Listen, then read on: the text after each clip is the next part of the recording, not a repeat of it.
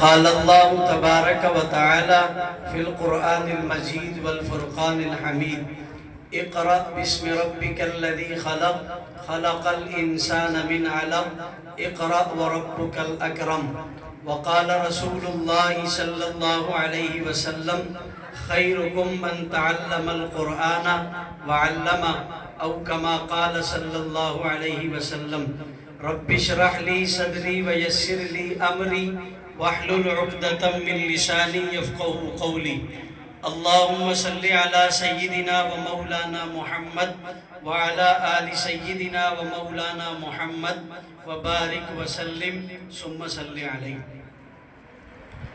کافی دیر سے ہم اسٹیج پر آپ کے سامنے بیٹھے، آپ احباب ماشاءاللہ بہت دیر سے بیٹھے اور تھک بھی گئے ہیں، اور ابھی آپ نے مجھے بھی کچھ دیر برداشت کرنا ہے، تو یہ بھی اللہ تعالیٰ آپ کو جیسے خیر عطا فرمائے۔ ہمارے برادر مکرم مولانا صفی اللہ صاحب دامت برکاتہم العالیہ، دیکھیں بیان کرنا بڑے حضرات کا کام ہے۔ مولانا طیب صاحب حفظہ اللہ کی موجودگی میں بیان، یہ بے ادبی بھی ہے اور جو ہے وہ زیادتی بھی ہے۔ مجھے بیان آتا نہیں، اصل میں بیان کرنا بڑے لوگوں کا کام ہے۔ میں دو چار باتیں کروں گا، اللہ کرے مجھے بھی سمجھ آ جائیں، آپ کو بھی سمجھ میں آ جائے۔ ہمارے یہاں پشتوں میں مولوی صاحب تقریر کر رہے تھے تو فارغ ہوئے تو لوگوں نے کیا کہا، غٹ کافر ملا دے، غٹ کافر۔ سمجھ کیا ہے آپ کو؟ بولا سمجھ اس نراغلے دا وہ غٹ کافر ملا۔ پنجاب میں تقریر کی تو لوگوں نے کہا مولوی صاحب تے ساڑھے چھکے ہی چھڑا چھڑے، ماشاءاللہ، اور توڑے پلے کی پیا، ساڑھے پلے کچھ نہیں پیا۔ اور اگر آپ ترتیب سے بات کریں جو ساری باتیں لوگوں کو سمجھ آ جائے، کہتے ہیں یہ بھی کوئی بیان سی، ساریاں ہی گلنا سانوں سمجھ آ گیا۔ ایک آدمی نا غلطی سے ایک دن کسی مولوی صاحب کے گھر چلا گیا۔ کس کے گھر چلا گیا؟ بولو بھائی، خالی سب کھانا ہے، بیان کے بعد پھر آپ جانے اور پلیٹیں جانے، لیکن بیان تک کم از کم کھانے تک مجھے برداشت کرو۔ تھوڑا تھوڑا اگر قریب آ جاؤ، ناراض نہ ہو، بوڑھے اپنی جگہ رہے، جوان تھوڑا آگے آ جائے۔ اللہ تعالیٰ آپ کو جزائے خیر عطا فرمائے۔ ہار بھی انشاءاللہ آپ کو پہنانے کا بھرپور موقع دیا جائے گا اور بھرپور آپ کو وقت ملے گا اس کے لیے۔ تو ایک آدمی غلطی سے کہاں چلا گیا بھائی؟ مولوی صاحب۔ اصل میں دو چیزیں بڑی عجیب ہے، ایک کرسی اور ایک مائک۔ جن کے پاس کرسی ہے وہ چھوڑنے کے موڈ میں نہیں ہے، اور جس کے پاس مائک آ جائے اس کا بھی چھوڑنے کا کوئی ارادہ نہیں ہے۔ جہاز جب اڑتا ہے نا تو وہ کہتے ہیں ہم فلائٹ جو ہے نا وہ شروع کر رہے ہیں، رن وے پر ہے، اتنے گھنٹے کی ہماری فلائٹ ہے، آپ کا ہمارا اتنے گھنٹے کا ساتھ ہے۔ تو جب جہاز اتر جاتا ہے، لینڈ کرتا ہے، پھر وہ کہتے ہیں آپ کا ہمارا یہ سفر اتنے دن کا، اتنے گھنٹے کا تھا، کوئی جو ہے نا وہ اس میں آپ کی تکلیف ہو، دل آزاری ہوئی ہو تو ہم معافی چاہتے ہیں۔ تو آپ کا یہ سفر کافی دیر سے پرواز ہو رہا ہے، اب اختتامی مراحل میں انشاءاللہ جہاز لینڈ ہونے والا ہے، پریشانی کی ضرورت؟ بولو بھائی، آپ نہیں بولیں گے تو پھر میں بھی آگے جاؤں گا نہیں انشاءاللہ، مجھے آپ کو برداشت کرنا پڑے گا کسی بھی طریقے۔ تو وہ مولوی صاحب کے گھر چلا گیا، مولوی صاحب نے ہاتھ سے پکڑا مولانا طیب صاحب، سامنے بٹھا دیا اور تقریر شروع کر دی۔ مولوی صاحب نے سامنے بٹھایا اور کیا کیا بھائی؟ بولو بھائی، آپ اگر ناراض تو نہیں، اجازت لے کر آئے نا؟ اچھا واپس بھی جانا ہے نا؟ تو کیا کی مولوی صاحب نے؟ تقریر شروع کی۔ 1 گھنٹہ گزرا، 2 گھنٹے گزرے، 3 گھنٹے اس نے ایسے ہاتھ جوڑا، اس نے ہاتھ جوڑ کر کہا میں آپ کو اللہ کا واسطہ دیتا ہوں، پولیس کو بلاؤ۔ کس کو بلاؤ؟ پولیس کو۔ مولوی صاحب نے کہا کون؟ کہا پولیس والے بہت اچھے لوگ ہیں۔ کہا وہ کیسے؟ کہا اگر میں ان کے ہتھے چڑھ جاتا، کچھ اپنا نفع سوچتے اور کچھ میرا نفع سوچتے اور جان چھوٹ جاتی، یہ تو 3 گھنٹے گزر گئے ہیں، اب نہ جانے اور کتنی تقریر سننی پڑے گی ابھی معلوم نہیں ہے، اس لیے بہتر ہے کہ کس کو بلاؤ؟ آپ کو انشاءاللہ پولیس بلانے کی ضرورت پیش نہیں آئے گی، یا آئے گی؟ نہیں آئے گی انشاءاللہ۔ انسان کی زندگی میں خوشی کے بہت سارے دن آتے ہیں، توجہ، میں 2-4 باتیں کر کے بات ختم کروں گا۔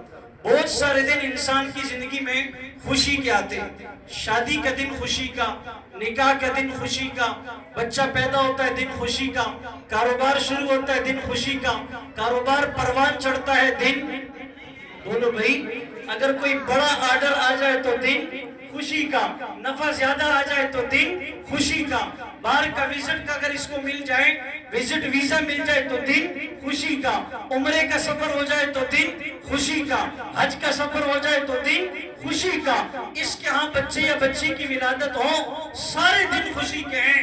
لیکن یاد رکھیں، علماء کی موجودگی میں کہتا ہوں، قرآن کریم نے بھی جسے خوشی کا دن کہا ہے، قرآن نے جس دن پر خوشی منانے کی ترغیب دی ہے، قرآن نے جس کو خوشیوں سے تعبیر کیا ہے، قرآن نے جس کے بارے میں خوشیاں کرنے کا کہا ہے، فَلْيَفْرَحُوا فَلْيَفْرَحُوا فَلْيَفْرَحُوا، چاہیے کہ انسان خوشی منائے، چاہیے کہ انسان خوش ہو۔ حضرت عمر رضی اللہ تعالیٰ عنہ سے لے کر آج تک یہ سلسلہ چل رہا ہے۔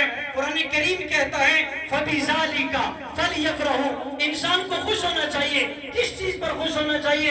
علماء نے یہاں لکھا ہے کہ اس سے مراد وہ خوشی ہے کہ اللہ تعالیٰ نے قرآن دیا، پڑھنے کی توفیق دی، پھر اس توفیق سے آگے بڑھ کر اللہ نے اولاد دی، اولاد کی نعمت سے نوازا، اس اولاد کے سینے میں اللہ کا قرآن محفوظ ہوا، اس نے پڑھنا شروع کیا، یاد کرنا شروع کیا، فرمایا ذَلِكَ خَيْرٌ مِمَّا يَجْمَعُونَ، یہ وہ تمام چیزوں سے بہتر ہے جو کچھ دنیا والوں کے پاس ہے۔ آپ نے دیکھا نہیں کہ اللہ کے رسول صلی اللہ علیہ وسلم مسجد حرام، پھر مسجد اقصی، پھر مسجد اقصی سے سفر معراج پر، اگلا آنے والا رجب کا مہینہ، توجہ رکھنا، دنیا کہتی ہے لوگ چاند پر پہنچ گئے، چاند کی حیثیت کیا ہے؟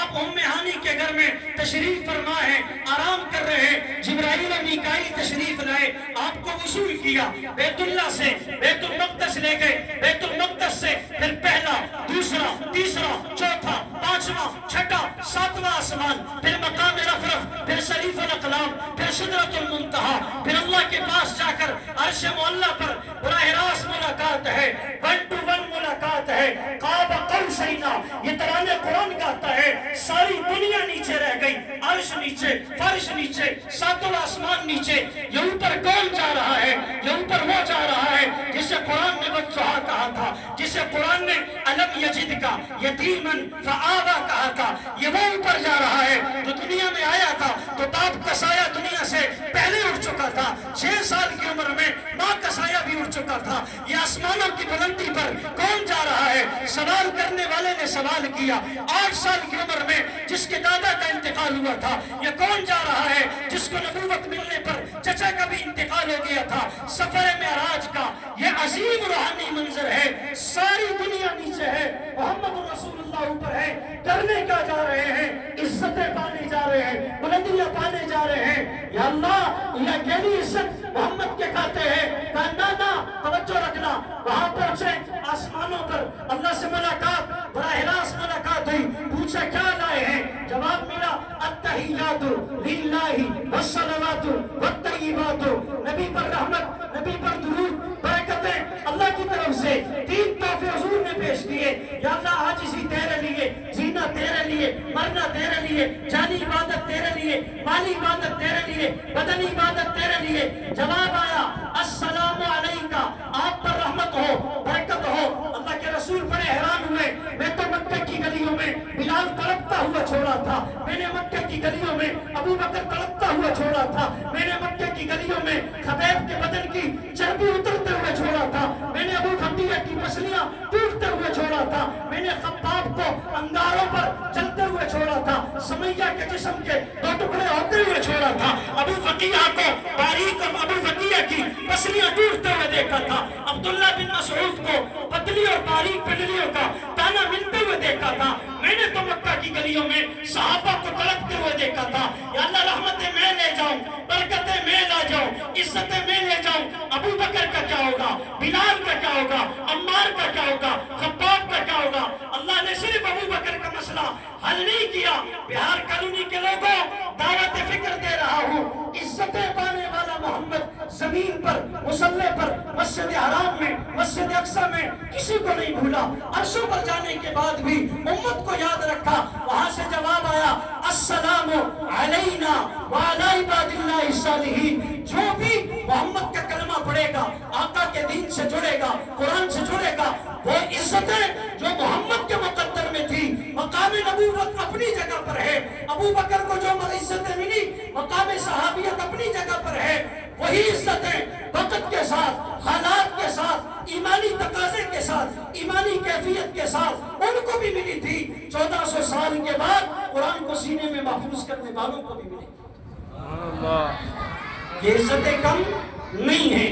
تو یہ جو خوشی کا دن ہے یہ دنیا کی حسین ترین خوشیوں میں سے خوشی ہے۔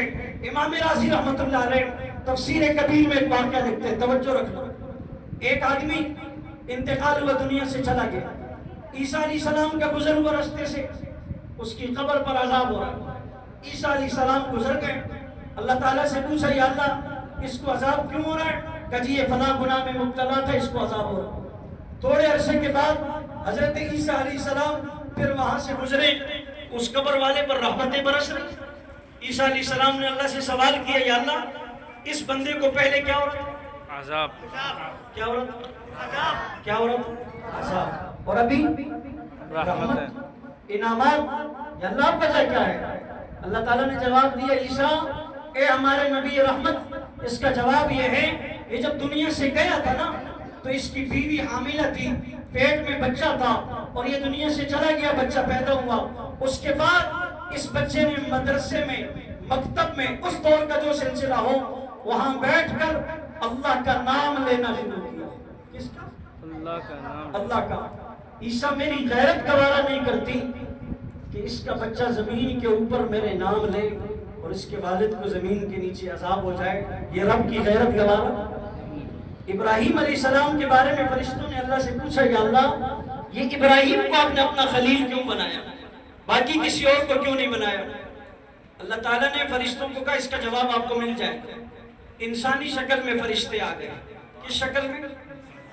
ابراہیم علیہ السلام بکریاں چرا رہے تھے، تمام انبیاء علیہ السلام نے بکریوں کو چرایا۔ امت اخبار میں ایک آدمی نے کالم لکھا، اس نے کہا تمام نبی بکریاں چراتے تھے۔ کیا کرتے؟ یہ ہمارا حال ہے، کوا چلا تھا ہنس کی چال اور اپنی بھی بھول گیا۔ ہمارے جدید اسکولوں میں پڑھنے والے جہاں صرف انگلش کی تعلیم اور بے دینی کا ماحول ہے وہاں کا حال یہی ہے، اس سے زیادہ اور کچھ نہیں ہے۔ مولانا طیب صاحب آپ کی توجہ دلاؤں، ابھی سرکاری اسکولوں میں تقریری مقابلہ ہوا ہے، مقابلے کا عنوان یہ ہے کم عمری کی شادی کے نقصانات۔ آپ بتائیں سرکاری سطح پر اسکولوں میں جمع کر کے لیاری کے اندر ڈیفنس کی باتیں نہیں کرتا، لیاری کی دھرتی میں جمع کرنے کے بعد اس مقابلے کا عنوان یہ ہے کم عمر کی شادی کے۔ آپ سمجھ سکتے ہیں کہ اس عنوان کا مقصد کیا ہے؟ زنا کے دروازوں کو کھولنا، بے دینی کے دروازوں کو رستہ دینا، زنا کے اڈوں کو رستہ دینا۔ اللہ کے رسول صلی اللہ علیہ وسلم نے اپنی لخت جگر حضرت فاطمہ کو 15 سال کی عمر میں، حضرت علی رضی اللہ تعالیٰ عنہ کی عمر 21 سال آپ نے رخصت فرمایا۔ کتنے سال کی؟ ہمارے ہاں تو سب سے مشکل کام وہ شادی ہے۔ حالانکہ ہوگی جب قبلہ رخ ہو، نماز کا وقت ہو، کپڑے پاک ہو، بدن پاک ہو، جگہ پاک ہو، یہ ساری چیزیں ہوں گی پھر نماز ہوگی۔ نکاح کے لیے قبلے کی سمت کا ہونا ضروری نہیں، نماز نکاح کے لیے کوئی خاص وقت کا ہونا ضروری، چند لمحوں میں، چند سیکنڈوں میں ایجاب و قبول ہوتا ہے، نکاح ہو جاتا ہے۔ صحابہ کرام میں سب سے مشہور اور مالدار صحابی حضرت عبد الرحمن بن عوف رضی اللہ تعالیٰ۔ کون سے صحابی؟ بولو بھائی، مالدار تھک گئے تو دعا کرو۔ کون سے صحابی؟ حضرت عبد الرحمن بن عوف۔ کتب سیرت کی کتابوں میں لکھا ہے کہ حضرت عبد الرحمن بن عوف رضی اللہ تعالیٰ عنہ جب مکہ سے مدینہ ہجرت کر کے آئے، حضور صلی اللہ علیہ وسلم نے صحابہ میں مواخات قائم فرمائی، ایک صحابی کو دوسرے صحابی کا بھائی بنایا۔ اس کی تفصیل کا وقت نہیں، جس صحابی کے ساتھ حضرت عبد الرحمن بن عوف کو جوڑا نا تو انہوں نے حضرت عبد الرحمن بن عوف سے کہا میری 2 بیویاں ہیں، دونوں میں سے ایک کو طلاق دے دیتا ہوں، عدت گزارنے کے بعد آپ نکاح کرنا۔ حضرت عبد الرحمن بن عوف کو کہا میرے 2 گھر ہیں، ایک آپ پسند فرما لیں، آپ کا ہو جائے گا۔ حضرت عبد الرحمن بن عوف نے فرمایا اللہ آپ کو جزائے خیر دے۔ اللہ کیا دے؟ جزائے خیر۔ صحابہ نے غیرت کا درس دیا۔ کس کو؟ غیرت کا۔ صحابہ نے امت کو بتایا ہے خودداری اپنا سلیقہ بتاؤ، خودداری۔ حضرت الرحمن نے فرمایا کہ مجھے بازار کا رستہ بتاؤ۔ کس کا؟ آپ نے پنیر سے کام شروع کیا، بہرحال بازار جاتے تجارت کرتے، آپ کی شادی ہوئی۔ کیا ہوئی؟ میں جو بات سمجھانا چاہ رہا تھا اس بات سے، شادی ہوئی تو راستے میں حضور علیہ السلام سے ملاقات ہوئی، شادی کے بعد ہوئی۔ توجہ، اس دور میں کوئی خاص قسم کی مہندی یا کوئی خاص قسم کی خوشبو جو لوگ استعمال کرتے آپ کے کپڑوں پر حضور نے دیکھی اور پھر پوچھا عبد الرحمن لگتا ہے زما خیال باندھے وعدہ دکھڑی دی سا دکھڑی وعدہ جانتے کیا ہوتا ہے؟ شادی۔ کیا؟ شادی۔ یہ جو بوڑھے بوڑھے نا بیچارے بتا رہے شادی، پتہ ہے کیا کچھ ہو چکا ہے، جو ابھی نہیں ہوئے ان کو نہیں پتہ۔ حضرت علی سے کسی نے پوچھا شادی کیا ہے؟ آپ نے فرمایا سرور شہر غموم دہر قصور قصر نزول قبر۔ اس کی تفصیل کا وقت ہے۔ آپ نے پوچھا شادی کی ہے؟ کہا اچھا ایسا کرو ولیمہ کرو۔ کیا کرو؟ ولیمہ، اگرچہ ایک بکری کیوں نہ ہو۔ سوال جو بات سمجھانا چاہتا ہوں، توجہ، میری مائیں بہنیں بھی سن رہی۔ حضرت عبد الرحمن مالدار صحابی تھے۔ کون سے صحابی تھے؟ حضور فرماتے تھے عبد الرحمن 100 اونٹ ذبح کرو، 10 بکریاں ذبح کرو۔ عبد الرحمن کے لیے کوئی مشکل نہیں تھا۔ اتقوا فراست المومن فإنه ينظر بنور اللہ۔ عام مومن کو اللہ نے فراست دی ہے تو دو جہاں کا سردار ان کی فراست نبوت کا عالم کیا ہوگا۔ آپ نے ایک بکری فرمائی اس لیے کہ بہار کالونی کا غریب ریڑھی چلانے والا پھر کیا کرے گا، لیاری کا رہنے والا غریب پھر کیسے اپنے بیٹے کے ولیمے کو سر انجام دے گا، اور جب تک وہ شیخہ حال بک نہ کرے تو خاندان والے اس کو قبر تک جب تک نہ پہنچا دیں تو انہوں نے چھوڑنا اس کو نہیں ہے۔ حضور نے یہ نہیں فرمایا عبد الرحمن شادی کی، مجھے بلائے ہی نہیں، مجھے بتائے بغیر شادی۔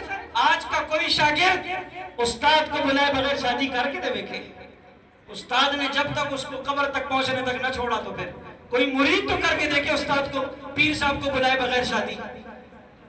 جب تک مرشد صاحب نہیں آئیں گے، حضور نے آسانی کا درس دیا ہے، امت کو بتایا کہ اس میں آسانی ہے، اور آج سب سے مشکل کام اس کو بنا دیے گئے ہیں۔ اس کے پیچھے ایک فلسفہ ہے۔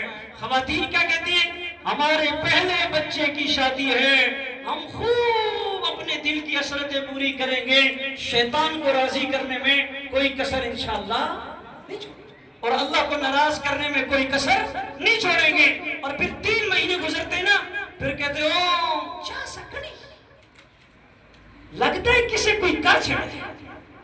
یہ قرآن صرف برکت کی کتاب، یہ قرآن دا آج بچی رخصت ہوتی ہے تو اس کے سر کے اوپر، کیا سر کے، وہ بھی جا کر اپنے سے اوپر، اپنے سے کیا کرتی ہے؟ اوپر رکھتی ہے، اس الماری میں رکھتے جہاں ہاتھ بھی نہ جا سکے، جہاں ہاتھ بھی۔ سردی کی لمبی راتیں ہیں، حضرت بلال رضی اللہ تعالیٰ نے اذان دینا شروع کی۔ حضور کے 4 مؤذن تھے، حضرت سعد، حضرت ابو محذورہ، حضرت عبداللہ ابن مکتوم، حضرت بلال رضی اللہ تعالیٰ عنہ۔ یہ 4 مؤذن تھے حضور علیہ السلام کے زمانہ میں۔ سردی کی لمبی رات تھی، حضرت بلال نے اذان دینا شروع کی، حضرت فاطمہ مصلی پر تھی۔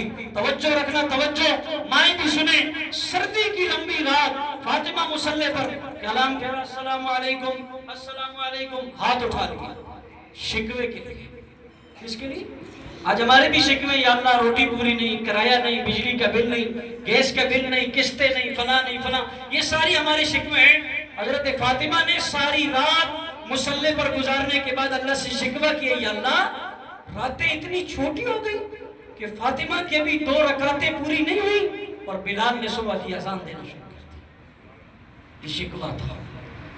میری ماں کی رات کس کھاتے میں ہے، میری جوان بچیاں رات کس کھاتے میں گزار رہی ہیں، میری بہنیں اور میرے جوان بھائی رات کس کھاتے میں گزار رہے ہیں۔ روایات میں آتا جب سردیاں آتی، عبداللہ ابن مسعود فرماتے مرحبا بالشتاء، سردی کا استقبال ہم بھی کرتے ہیں نا، باسکٹ لے لی، گرم بوٹ لے لیے، اسنیکر لے لیے، اور مختلف قسم کی چیزیں خریدی، گر سردی آ گئی، وہ برف دیکھنے جائیں گے، عبداللہ ابن مسعود نعرہ لگاتے اور پھر کہتے سردی ہو ویلکم مرحبا بالشتاء، سردی کا استقبال ہو رہا ہے۔ کسی نے پوچھا سردی کا استقبال؟ آپ نے کہا ہاں، راتیں طویل ہیں، لمبا قیام ہوگا، اور دن چھوٹے ہیں، نفلی روزہ رکھنے کا موقع ملے گا۔ سردی تو ابھی بھی ہے کہ حافظی ختم کر دیتا ہے. اب بتائیں